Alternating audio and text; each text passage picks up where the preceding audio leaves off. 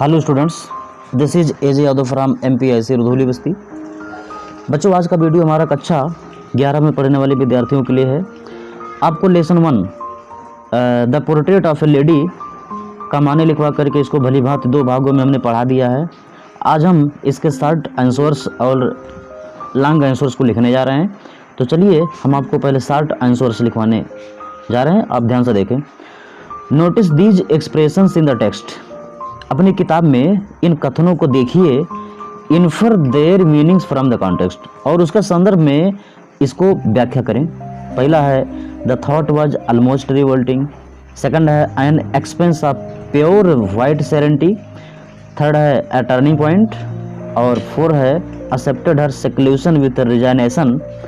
5th है अ veritable विडलम of चर्पिंग्स। 6 है frivolous reviews. और 7th है the sighing skins of dilapidated drum. तो हम एक एक को आपको समझा रहे हैं। जो आपका फर्स्ट है जिसका नाम था the thought was almost revolting, इसका अर्थ देखें। The thought was almost revolting का तात्पर्य हो रहा है द थॉट, ऐसा विचार, that the author's grandmother was once young and pretty. यह विचार, लेखक का यह विचार कि उसकी दादी माँ कभी युवा और सुंदर थी, raised a doubt in the mind of the author.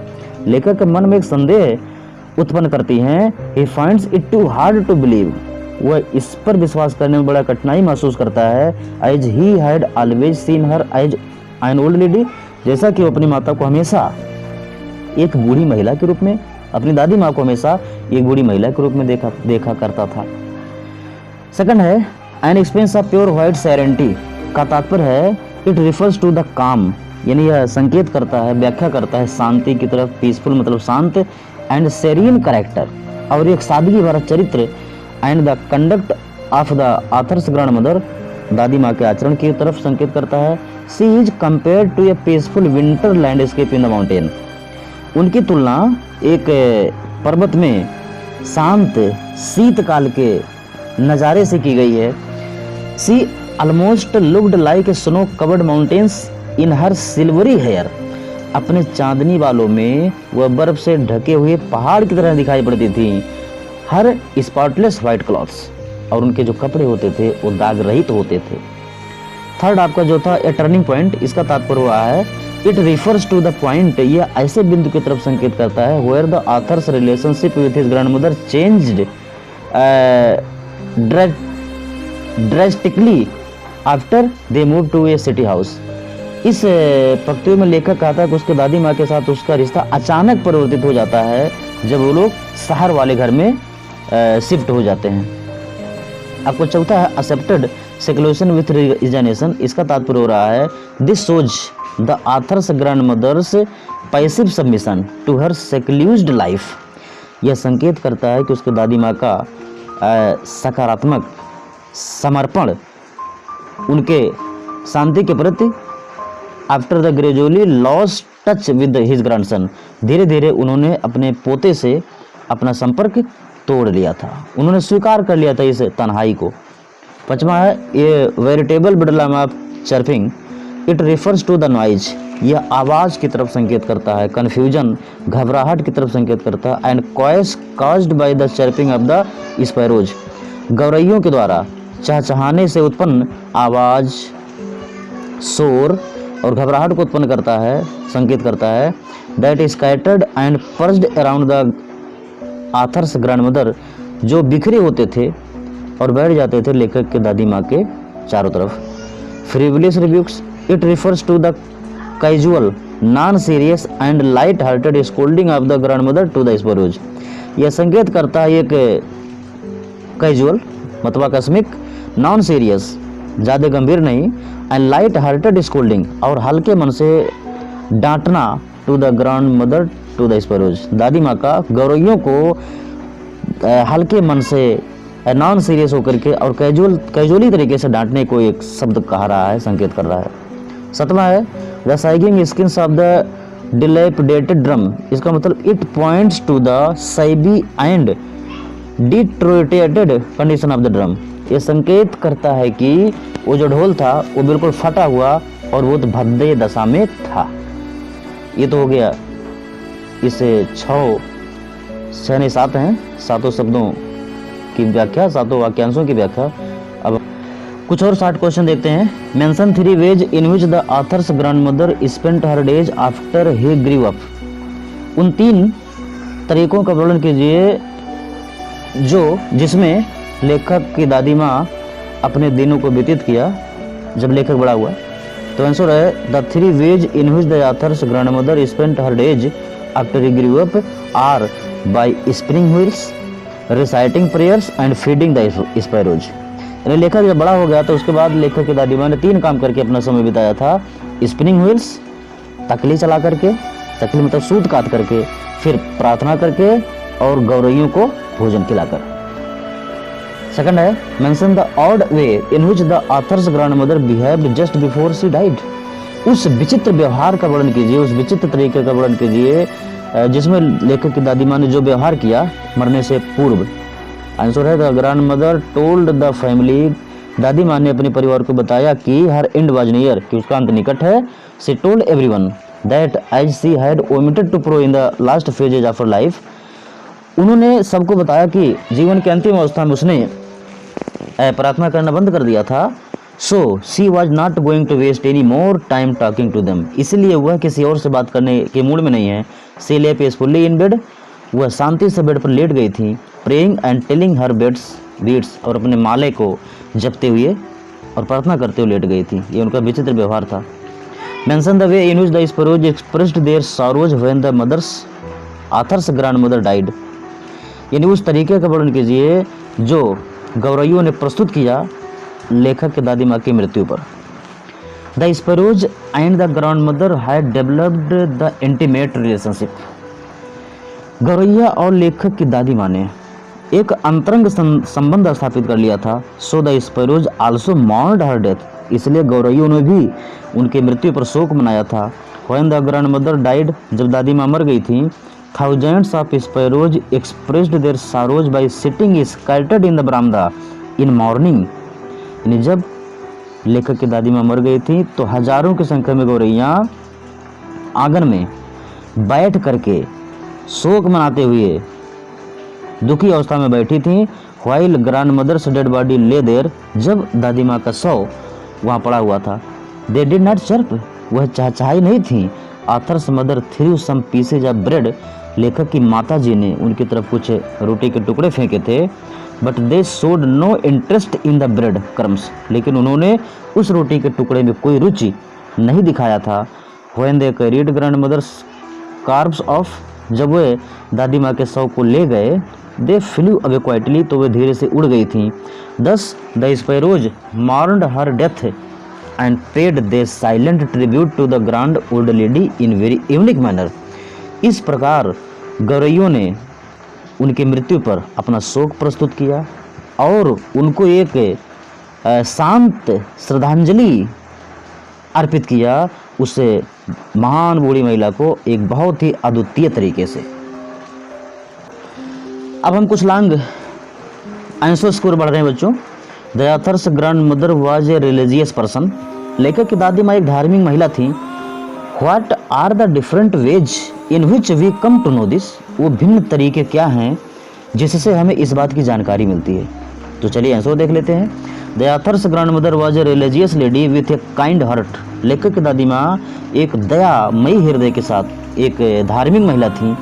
Her one hand was always busy in telling the beats of rosary. उनका एक हाथ हमेशा व्यस्त रहता था अपने माला को फेरते हुए भगवान का भजन करने में। हर lips constantly moved in an inaudible prayer. उनके ओंठ निरंतर रूप से हिलते रहते थे अनसुने प्रार्थना को कहते हुए। She used to get up early in the morning. वो रोजाना सवेरे उठ जाया करती थी। She did her morning prayer in a monotonous sing song. वह अपने सुबह के प्रार्थना को बहुत ही नीरस गीत में, बहुत धीमे गीत में गाती थी। Every day she went along with the author to his school. रोजाना वह लेखक के साथ उसकी स्कूल की तरफ जाती थी। एंड व्हाइल नरेटर स्टडीड, और जब लेखक पढ़ता था, C sat in A temple, तो एक मंदिर में बैठा करती थी, एंड रीड स्क्रिप्चर्स, और धार्मिक ग्रंथों को पढ़ती थी। लेटर, बाद में, इन द सिटी, शहर में, सी वाज अनहैप्पी, बाद में जब वो लोग शहर गए थे तो बहुत दुखी हो गई थी, बट दैट की there was no religious teaching at school, कि विद्यालय में कोई धार्मिक शिक्षा नहीं दी जाती है। बिफोर डाइंग, मरने से पहले, she stop talking to her family members, मरने से पहले उन्होंने परिवार के सदस्यों से बातें करना बंद कर दिया था। And turned to prayer and telling the words, और वो प्रार्थना की ओर और माला जपने की ओर मुड़ गई थी। यह सिद्ध करता है कि she was a very religious lady. Second question पर आ जाइए। Describe the changing relationship between the author and his grandmother, लेखक और उसके दादी माँ के बीच में बदलते हुए रिश्तों का वर्णन कीजिए। Did their feeling for each other change, क्या उन दोनों के प्रति उनकी भावनाएं बदली? चलिए देखें। The changing circumstances did have a bearing on the relationship between the author and his grandmother, बदलते हुए परिस्थितियों ने लेखक और उसके दादी माँ के बीच रिश्तों को सहा। The author and the grandmother lived as intimate friends in the village, लेखक और उसकी दादी माँ एक घनिष्ठ मित्र के रूप में एक गांव में रहते थे। A turning point came in their relationship, एक परिवर्तन का समय आया उनके रिश्ते के बीच। When they came to the city to live with the author's parents, जब वो लेखक के माता पिता के साथ रहने शहर में आए तो उनके रिश्ते के बीच एक टर्निंग पॉइंट आया। The author joined an English school in the city, लेखक एक इंग्लिश मीडियम स्कूल में शहर में पढ़ने के लिए गया। सी रिमेन्ड कन्फाइंड एट होम, वह घर में कैद होकर के बनी रही। एज हियर, जैसा कि यहाँ पर, she could not accompany him to the school, जैसा कि यहाँ वह उसके साथ स्कूल भी नहीं जा सकती थी। In the way English school, in the new English school, इस नए अंग्रेजी स्कूल में, she could not help him in studies, वो उसके पढ़ाई में भी कोई सहायता नहीं कर पाती थी, यानी होमवर्क में। She did not like the kind of education being given to the author at the English school, English medium school में लेखक को दिए जाने वाली शिक्षा से भी वह सहमत नहीं थी, उसे पसंद नहीं करती थी। द ग्रैंडमदर बिकेम डिस्टर्ब्ड, दादी में बहुत परेशान हो गई थी। As there was no teaching about God and scriptures in the new school, क्योंकि इस नए स्कूल में भगवान के बारे में और स्क्रिप्चर्स, धार्मिक ग्रंथों के बारे में कोई शिक्षा नहीं दी जाती थी। She reconciled herself with spinning and taking to feed the sparrows, उन्होंने अपने आप को सहमत कर लिया था स्पिनिंग, चरखा घुमाने में, और गौरैयों को भोजन खिलाने में। When the narrator grew up, जब लेखक बड़ा हो गया था, he went up to university, तो वह विश्वविद्यालय गया था। He was given his own room, उसे उसका खुद का कमरा दिया गया था। The common link of friendship between the author and his grandmother was snapped, यहाँ लेखक और उसके दादी माँ के बीच का जो सामान्य कड़ी थी वो टूट गई थी। His grandmother accepted her seclusion with reservation, और इसी अवस्था में उसकी दादी माँ ने अपने तन्हाई को इस्तीफे के साथ स्वीकार कर लिया था। No their feeling for each other did not change though distance grew between them, अंतिम लाइन में जो क्वेश्चन पूछा था, क्या उनके रिश्तों के बीच कोई परिवर्तन आया, तो इसका जवाब है नहीं, उनके रिश्तों के बीच कोई परिवर्तन नहीं हुआ, भले ही उन दोनों के बीच दूरियां बढ़ गई थी। क्वेश्चन नंबर 3 पर आ जाइए। वुड यू एग्री दैट, क्या आप इस बात से सहमत होंगे कि authors grandmother was a person strong in character, बहुत मजबूत चरित्र वाली महिला थी। इफ यस, अगर हाँ, give instances that shows this, तो उस उदाहरणों को दीजिए जो साबित करे। यस, हाँ, आंसर देखिए, हाँ। The author's grandmother was a person strong in character, लेखक की दादी माँ एक चरित्रवान व्यक्ति थी। The instances to prove this are given below, इसको सिद्ध करने के लिए उदाहरण नीचे दिए जा रहे हैं। पहला ऑप्शन है, the author's grandmother was a person strong in character, she was a picture of contentment, वह संतुष्टि की मूर्ति थी। But she had firm conviction about certaining things in her life, लेकिन उन्हें अपने जीवन में निश्चित कार्य करने के लिए पूरा विश्वास हुआ करता था, दृढ़ विश्वास हुआ करता था। अगला है, she had her own thought उनका अपना एक विचार था about the learning at school, school में पढ़ाई करने के लिए। She considered the teaching of scriptures to be more fruitful than science and music. उनका अपना मानना था कि भगवान के बारे में और धार्मिक ग्रंथों के बारे में पढ़ना ज़्यादा लाभदायक होगा विज्ञान और संगीत की पढ़ाई से। In the phase of loneliness and seclusion, तन्हाई और अकेलेपन की स्थिति में she took to wheel spinning, उन्होंने वो घूमने वाली पहिया तकली को ले लिया था। एंड फीडिंग स्पैरोज, और गौरैयों को खिलाना उसने शुरू कर दिया था। She appeared composed and did not display any emotion. She appeared composed, वह कंपोज प्रतीत हुई। And did not display any emotion, और उन्होंने कोई संवेग नहीं प्रकट किया। When the author decided to go abroad for studies, जब लेखक विदेश जाने के लिए तैयारी किया तो भी उन्होंने कोई इमोशन नहीं व्यक्त किया था। इग्नोरिंग एवरीवन, हर किसी को नज़रअंदाज करते हुए, वो ट्राई टू स्टॉप हर, जो उनको रोकने का प्रयास किया। She sang for several hours, वो कई घंटों तक गाती रहीं।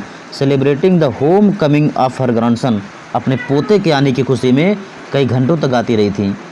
During the last few hours of her life, अपने जीवन के अंतिम कुछ घंटों में।